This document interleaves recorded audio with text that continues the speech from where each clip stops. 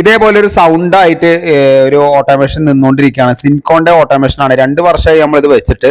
അപ്പോൾ കസ്റ്റമർ നമ്മളെ വിളിച്ചാണ് കേട്ടോ. അപ്പോൾ അതായത് ആ സൗണ്ട് വന്നിട്ട് പിന്നെ രണ്ടാമത് റീസെറ്റ് ചെയ്യുമ്പോൾ പമ്പ് ഓൺ ആവുന്നുണ്ട്. പക്ഷെ 1 മിനിറ്റ് ആകുമ്പോഴതിന് അതേപോലെ സൗണ്ട് വരികയാണ്.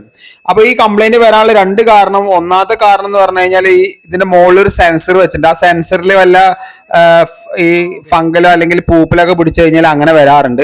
ശരിക്കും പറഞ്ഞാൽ നമ്മൾ ഇവിടുത്തെ വയർ വിടർത്തി കോൺടാക്ട് ചെയ്യുന്ന സമയത്ത് സെൻസറിന്റെ പ്രശ്നമില്ല. അപ്പൊ മനസ്സിലാക്കാൻ പറ്റി മോട്ടറിന്റെ പ്രശ്നമാണെന്ന്. അപ്പൊ നമ്മൾ പുറത്ത് സാധാ മോട്ടറാണ് കേട്ടോ. അപ്പോൾ ബോർവെല്ലിന്റെ മോട്ടറല്ല, സബ്മർസിബിൾ കിണറ്റിൽ വെക്കുന്ന മോട്ടറും അല്ല, സാധാ മോട്ടറാണ്. അപ്പോൾ വെള്ളം ഒഴിച്ചെടുക്കുന്ന സാധാ ഓപ്പൺ വെൽ മോട്ടറില്ലേ, അതാണ് കേട്ടോ.